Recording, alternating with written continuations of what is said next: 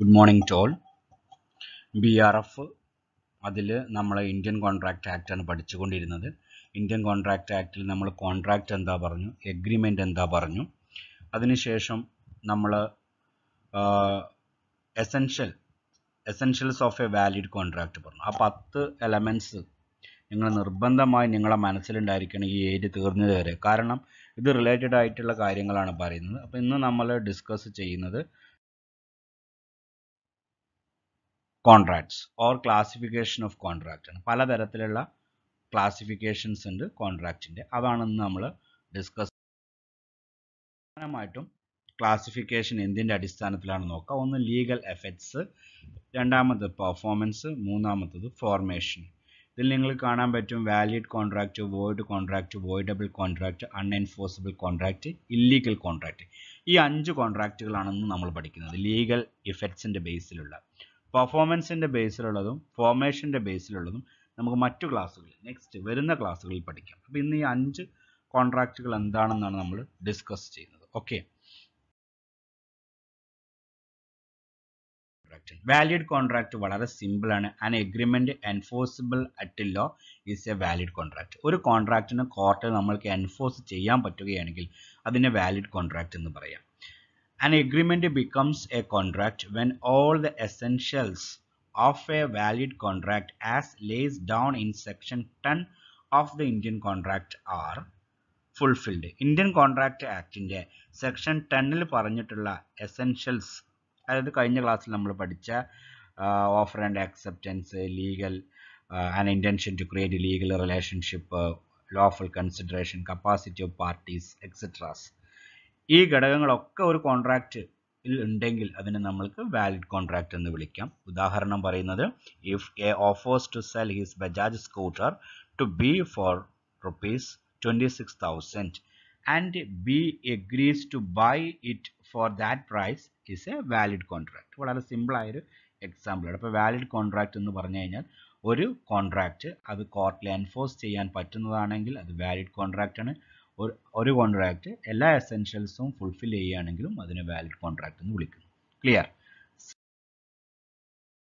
Void contract ആണ്. നോക്കാം. Literally meaning of the word void is not binding in law. അത് നിയമപരമായി സാധ്യത ഇല്ലാത്ത ഒന്നാണ് എന്ത് void contract. So the void contract implies a useless contract which has no legal effect at all. ഒരു ഉപയോഗവും ഇല്ലാത്തതും അതുപോലെ തന്നെ ലീഗൽ ഇഫക്റ്റ് ഇല്ലാത്തതുമായ കോൺട്രാക്റ്റുകളെ നമ്മൾക്ക് വോയിഡ് കോൺട്രാക്റ്റ് എന്ന് വിളിക്കാം.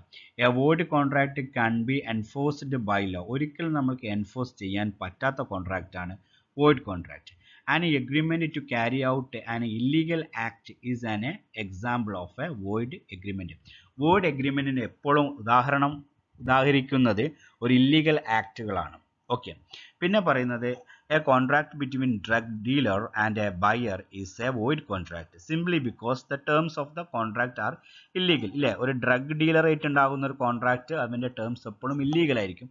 അപ്പോൾ അത്തരത്തിലുള്ള കോൺട്രാക്റ്റിലെ നമ്മൾക്ക് വോയിഡ് കോൺട്രാക്റ്റ് എന്ന് പറയാം. അപ്പോൾ കോർട്ടിൽ എൻഫോഴ്സ് ചെയ്യാൻ പറ്റുന്ന കോൺട്രാക്റ്റുകളെ വാലിഡ് കോൺട്രാക്റ്റുകളും കോർട്ടിൽ എൻഫോഴ്സ് ചെയ്യാൻ പറ്റാത്ത കോൺട്രാക്റ്റുകളെ വോയിഡ് കോൺട്രാക്റ്റ് എന്ന് പറയുന്നു. കാരണം അതിൻ്റെ ടേംസ് ഇല്ലീഗൽ ആയിരിക്കാം. ഓക്കെ, ഇനി നമ്മൾ മൂന്നാമത് പറയുന്നതാണ് വോയിഡ് കോൺട്രാക്ട്. നോക്കുക, മൂന്നാമത്തത് വോയിഡബിൾ കോൺട്രാക്റ്റ് ആണ്. വോയിഡബിൾ കോൺട്രാക്റ്റ് നോക്കുക, an agreement which is enforceable by law at the option of one or more of the parties thereto.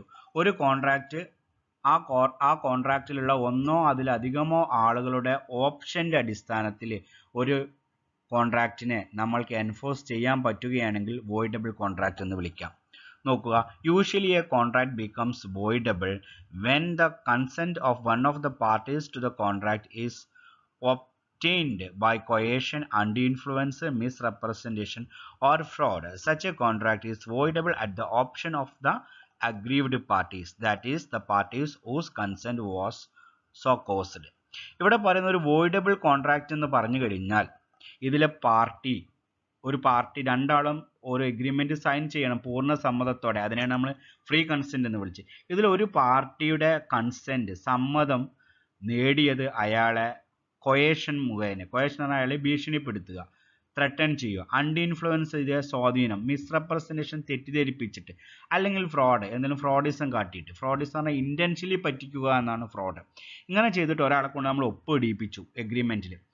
അങ്ങനെ ഒപ്പിടിയിപ്പിച്ച് കഴിഞ്ഞിട്ടുണ്ടെങ്കിൽ അയാൾക്ക് ഒരു ഓപ്ഷൻ ഉണ്ട് കേസ് കൊടുക്കാൻ. അയാൾക്ക് അത് എൻഫോഴ്സ് ചെയ്യാൻ പറ്റും. കാരണം എന്നെ ഇങ്ങനെ ചീറ്റ് ചെയ്തിട്ടാണ് എന്ന് പറഞ്ഞ് അയാൾ കേസ് കൊടുക്കുകയാണെങ്കിൽ അത്തരം കോൺട്രാക്റ്റുകളെ നമുക്ക് വോയിഡബിൾ കോൺട്രാക്റ്റ് എന്ന് വിളിക്കാം. ഇതിന് മറ്റൊരു വശം കൂടി ഉണ്ട്. അയാൾ അതിന് കേസ് കൊടുക്കാതെ അവിടെ സൈലൻ്റ് ആയിട്ട് നിൽക്കുകയാണെങ്കിൽ ആ കോൺട്രാക്റ്റ് എന്തായിരിക്കും? വാലിഡ് കോൺട്രാക്റ്റ് ആയിരിക്കും. ഉദാഹരണത്തിന് നിങ്ങളെ കയ്യിൽ ഒരു സ്വത്ത് ഉണ്ടെന്ന് വിചാരിക്കാം, ഒരു ടൗണിൽ. ആ സ്വത്ത് എന്താണ് നിങ്ങൾ വിൽക്കാൻ ആഗ്രഹിക്കുന്നുണ്ടെന്ന് വിചാരിക്കാം. അപ്പോൾ ഒരാൾ വന്നിട്ട് ഞങ്ങൾക്ക് വിൽക്കണം. അപ്പം നമ്മൾ പറയാണ് നമ്മൾക്ക് വിൽക്കാൻ പറ്റുന്നില്ല, നിങ്ങൾക്ക് ആ വിൽക്കാൻ താല്പര്യപ്പെടുന്നില്ല. അയാൾ പറയാണ് 1 കോടി രൂപ തരാം.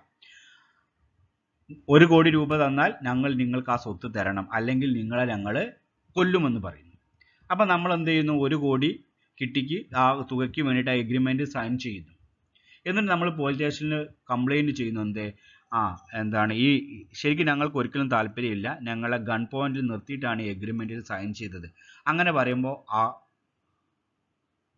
ആ കോൺട്രാക്റ്റ് വോയിഡബിൾ ആകും. അത് നേരിട്ട് കോർട്ടിലേക്ക് പോവുകയും കോർട്ട് ആ കോൺട്രാക്റ്റിനെ വോയിഡ് ആക്കുകയും ചെയ്യുന്നു. എന്നിട്ട് നമ്മളെ സ്വത്ത് നമ്മളെ പേരിലേക്ക് തന്നെ നൽകുന്നു.